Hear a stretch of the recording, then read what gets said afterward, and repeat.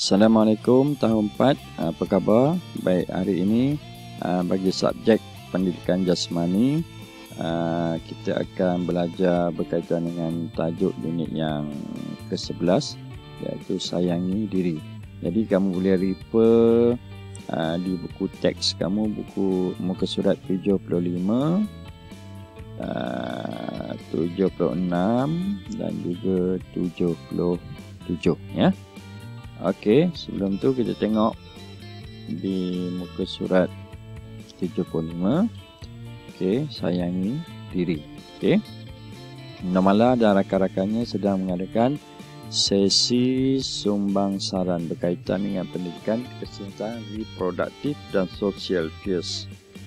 Mereka dikehendaki menulis dan menyebut perkataan yang berkaitan dengan peers. Apa dia peers? Ya, menghargai perubahan fizikal, keluarga, emosi, ya, dan lain-lain lagi lah, keselamatan, bahan terlarang, stres, yuli dan lain-lain ya. Okay, ini yang dimasukkan dengan peers. Okey. Jadi dalam banyak-banyak tajuk ni kita akan pergi kepada tajuk yang pertama iaitu berkaitan dengan zaman remaja. Okey, zaman remaja. Amar dan Maria telah mencapai akil balik. Apakah akil balik? Okey, kita tengok akil balik itu apa ya. Okey, akil balik ialah peringkat kematangan anggota seksual dan sistem reproduktif seseorang. Okey. Tanda akil balik bagi lelaki ialah ihtilam, manakala perempuan ialah menakil. Apabila seseorang mencapai akil balik, beberapa perubahan fizikal akan berlaku pada dirinya. Okey, ini pengertian apa itu akil balik ya. Kalau nak bahasa senangnya dah sampai umur ya, dah cukup umur. Kalau lelaki dia punya tanda akil balik, dia ihtilam. Kalau perempuan ni dia menakil ataupun dia datang bulannya datang akhir ya. Baik, kita tengok. Akil balik untuk lelaki ihtilam berlaku sekitar umur 9 hingga 16 tahun. Membawa maksud untuk murid lelaki, mungkin dia akan mengalami akil balik sekitar umur 9 tahun. Ya, sekitar umur 9 tahun, seawal umur 9 tahun. Ya, bergantung kepada fizikal kita ataupun bergantung kepada tahap kematangan kita. Ya. Okey, macam kamu umur berapa tahun? Okey, 9. Okey, 9 maknanya mungkin kamu akan mengalami peristiwa akil balik. Ya, mungkin. Ataupun mungkin tahun depan, mungkin kamu di sekolah menengah nanti. Kan, setiap manusia dia pasti akan mengalami proses akil balik. Akil balik ni ya. Okey, kalau lelaki ihtilam. Okey, apa yang berlaku bila kita mengalami proses akil balik? Kalau lelaki yang mengalami perubahan bau badan. Ini yang kita kena jaga ni, sebab bau badan kita sudah mula mengeluarkan bau ya. Bau ni hasil daripada perpeluhan ataupun peluh ya, anggota kita yang berpeluh. Ya, dia akan mengeluarkan bau ya. Tumbuh misai dan bulu dada. Ya, dia akan tumbuh misai dan bulu dada. Mungkin tak banyak tetapi telah menunjukkan sedikit-sedikit ya kelihatan. Okey, kemudian halkum. Halkum jelas kelihatan dan bersuara garau. Halkum tu di sini. Ya, di bahagian tengkuk ni. Dia akan naik macam satu tulang tu kalau kamu rasa. Dia ada di situ ya. Dan suara pun mula menjadi agak garau ya. Tapi mungkin suara ni dia lambat sikit lah kot ya. Kemudian dada membidang. Ni dada kamu ni dia akan semakin berkembang ya, dia berkembang. Okey, zakar membesar. Zakar ni kamu punya tu lah ya. Dia semakin membesar. Dan tumbuh bulu di ketiak dan pubis. Okey, bulu ketiak. Bulu ketiak dekat anggota ni lah, armpit kamu ni ya. Kemudian di pubis ya, di anggota alat sulit kita. Otot tangan dan kaki membesar ya. Dia mula membentuk otot ya. Tangan, kaki ya. Dan kamu mula aktif lah ya, mula aktif. Okey. Apa yang ada isunya di sini? Okey, adakah benar ihtilam berlaku kerana saya berpenyakit? Apa jawab cikgu dia? Itu tidak benar, Amar. Itu hanyalah mitos. Ihtilam menandakan kamu telah memasuki alam remaja.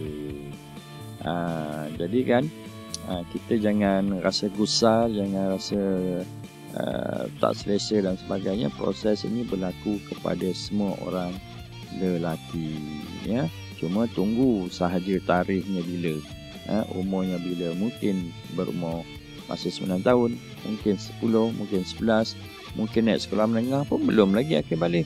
Tingkatan 1 belum lagi, tingkatan 2, mungkin tingkatan 2 dia dah start akhir balik sampailah umur 16. Kalau tak akhir balik juga, itu boleh dianggap sebagai satu masalah, kena jumpa doktor lah, ya.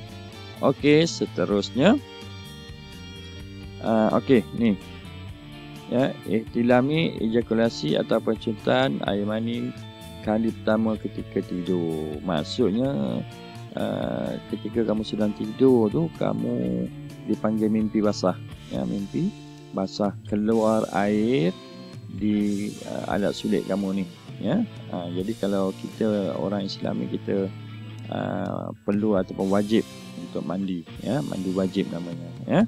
Okey, kalau menakir, head kali pertama. Tadi cikgu dah bagi tahu. Untuk perempuan, head kali pertama. Head ni maknanya orang perempuan akan keluar dia punya darah head tu, ya, di anggota sulit dia. Jadi tajuk ni dia agak sensitif sikit. Jadi kamu kena ataupun perlu dapatkan bimbingan daripada ibu ayah kamu ataupun orang yang lebih dewasa daripada kamu, ya. Orang yang boleh kita percayai lah, ya. Tok, nenek, insyaAllah. Okey, ini untuk murid perempuan pun sama, ya. Akhir balik perempuan menakir ni berlaku sekitar umur 9 hingga 16 tahun. Tak semestinya 9 tahun tu dah akhir balik. Mungkin 10, mungkin 11, mungkin 12, mungkin sekolah menengah dan sebagainya. Okey, apakah yang berlaku? Perubahan fizikal, jerawat mungkin tumbuh di muka. Jerawat dah mula tumbuh sikit. Kena jagalah tu. Mengalami perubahan bau badan, sama macam orang lelaki, ya. Dia mengeluarkan bau badan, kena jaga, kena mandi selalu, kena cuci selalu. Bersuara lunak, berbeza dengan orang lelaki bersuara garau, kan. Yang perempuan ni suara lunak. Itu sebab suara merupakan urat orang perempuan, kena jaga. Payudara membesar. Okey, apa payudara? Kamu punya ni lah, bahagian dada ni, ya. Dia mula membesar. Punggung melebar. Punggung kamu tu dah mula menunjukkan saiz yang lebih besar, ya. Tumbuh bulu di ketiak dan pubis sama macam orang lelaki. Otot tangan dan kaki membesar. Okey, ini bagi murid perempuan. Jadi murid perempuan pun kena jaga juga tingkah laku, ya. Kena jaga sebab bila perubahan fizikal ni berlaku, dia akan menonjol kita punya anggota badan, ya. Jadi kena jaga aurat dan sebagainya. Okey, kakak, apakah simptom haid? Simptom tu maknanya apakah ciri-ciri ataupun tanda-tanda orang tu dalam haid? Okey, antara simptom haid termasuklah perut kembung, senggugut, muka berjerawat, mual dan loya, payudara terasa sakit, gangguan emosi. Ini gangguan emosinya orang perempuan lah. Seperti gelisah, murung dan cepat marah. Jadi kena kawal kita punya emosi. Adakah benar kita tidak boleh bersenam ketika haid? Itu tidak benar dan hanya mitos, Maria. Bersenam dapat mengurangkan senggugut. Okey, orang perempuan ni dia ada ni penyakit senggugut ni, ya. Senggugut ni berlaku apabila aktiviti darah haid, menurunkan darah haid tu, jadi dia ada terasa macam sakit sikit lekut, ya. Wallahualam. Jadi refer lah kepada orang yang boleh kita percayai, yang terdekat ialah ibu kita ataupun kakak kita. Minta panduan dengan mereka, ya. Okey, itu saja tajuk untuk hari ini, ya. Jadi selaku tugasannya minta kamu salin lah, ya. saling yang ni A, semua ni lukislah gambar satu, dan perempuan yang ni ya, 2. Jadi muka surat 77 dan 76 ya, salin di dalam buku latihan kamu itulah ya. Okey. Jadi sekiranya ada apa-apa persoalan boleh berhubung dengan cikgu ya. InsyaAllah cikgu akan cuba jawab soalan-soalan itu. Okey, itu saja. Sekian, terima kasih. Assalamualaikum warahmatullahi wabarakatuh.